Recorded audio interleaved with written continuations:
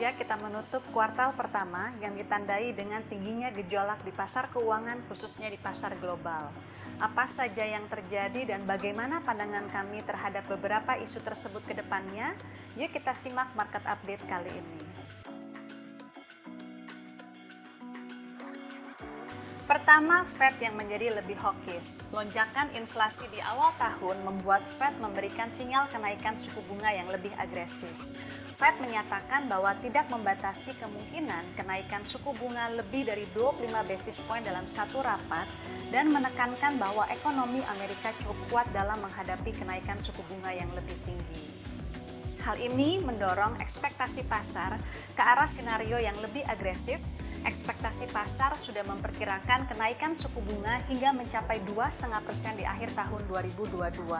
Imbal hasil US Treasury juga turut naik, sempat menyentuh level 2,5%, di mana terakhir kali kita melihat level tersebut adalah di tahun 2019, yang pada saat itu suku bunga Fed berada pada rentang 2,25 sampai dengan 2,5%, dibandingkan level saat ini yang masih berada pada rentang 0,25 sampai dengan 0,5%. Kondisi ini sebetulnya mencerminkan bahwa pasar sudah mengantisipasi dan bersiap dalam menghadapi kenaikan suku bunga yang tinggi.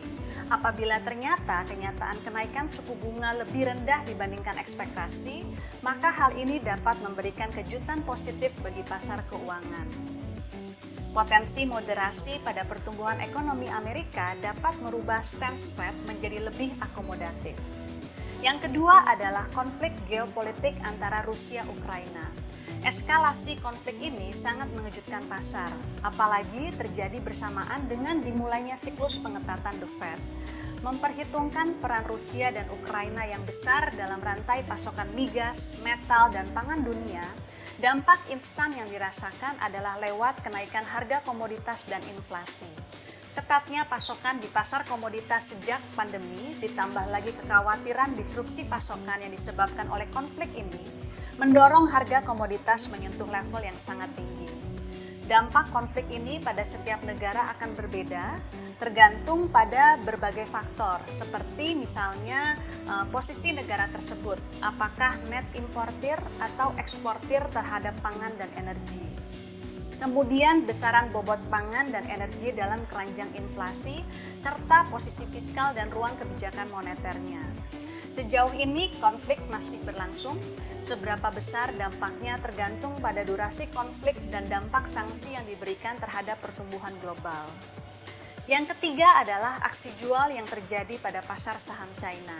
Pada kuartal kemarin, pasar saham China mengalami pelemahan, dibayangi beberapa faktor yang bersifat sementara, seperti melonjaknya kasus COVID-19 yang memicu lockdown di beberapa kota yang strategis secara perekonomian. Konflik Rusia-Ukraina yang dikhawatirkan dapat berimbas terhadap kondisi geopolitik China dan pengetatan aturan bagi saham China yang listing di Amerika, hal-hal inilah yang menekan pasar saham China di kuartal kemarin. Namun on the positive note, saat ini pemerintah China menekankan fokusnya untuk menjaga stabilitas pertumbuhan ekonomi dengan bantuan stimulus fiskal dan moneter. Pemerintah juga berkomitmen untuk mengurangi tindakan keras regulasi, mendukung sektor properti dan teknologi. Setelah melalui kejutan dari berbagai dinamika global, saat ini volatilitas pasar mulai mengalami normalisasi. Indeks volatilitas menurun dan kinerja pasar saham global pun membaik. Rapat Fed di bulan Maret menjadi titik balik. Kejelasan arah kebijakan Fed mengurangi liarnya spekulasi pasar. Kami menilai bahwa faktor ketidakpastian yang disebabkan oleh perkembangan akhir-akhir ini berpotensi merubah pendekatan bank sentral menjadi lebih berhati-hati dalam mengambil keputusan pengetatan moneter serta memberikan dukungan lebih lanjut terhadap perekonomian. Tahun ini, Indonesia berada pada posisi yang atraktif. Berbeda dengan negara maju yang mengalami tren normalisasi, Indonesia justru diuntungkan oleh momentum pemulihan ekonomi seiring dengan pulihnya mobilitas masyarakat dan meningkatnya vaksinasi.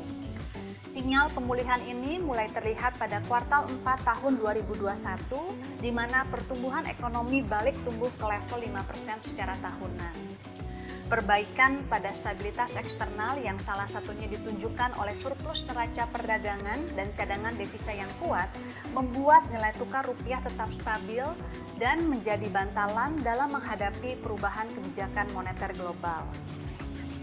Hal inilah yang juga membuat Bank Indonesia menunjukkan sikap yang tidak terburu-buru dan menegaskan bahwa kebijakan suku bunga rendah akan dipertahankan sampai terjadi tekanan inflasi yang bersifat fundamental yang terlihat pada kenaikan inflasi inti.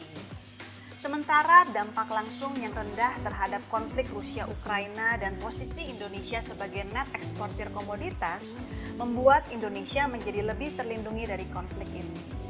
Kenaikan harga komoditas memberikan trickle-down effect terhadap perekonomian secara keseluruhan lewat meningkatnya kesejahteraan masyarakat yang bekerja dan berhubungan dengan sektor yang bersangkutan. Optimisme pelaku pasar akan potensi ekonomi Indonesia terlihat dari masuknya aliran dana asing yang stabil di pasar saham. Kondisi yang kondusif tadi, disertai dengan kepemilikan asing yang masih relatif rendah, membuka peluang penguatan lebih lanjut di pasar saham Indonesia. Sementara ekspektasi pasar yang sudah sangat agresif terhadap kenaikan suku bunga Fed dan imbal hasil US Treasury menciptakan peluang investasi di pasar obligasi. Basis investor yang saat ini lebih terdiversifikasi terlihat dari naiknya partisipasi investor domestik dan menurunnya kepemilikan investor asing berkontribusi pada stabilitas pasar obligasi domestik. Koordinasi antara kebijakan fiskal dan moneter serta kondisi makro yang baik akan menopang pergerakan pasar obligasi Indonesia ke depannya.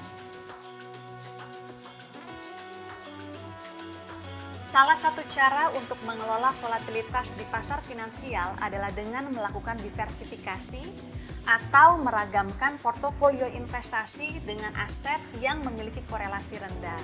Hal ini penting dilakukan untuk meminimalisir risiko dan mengoptimalkan imbal hasil. Salam investasi.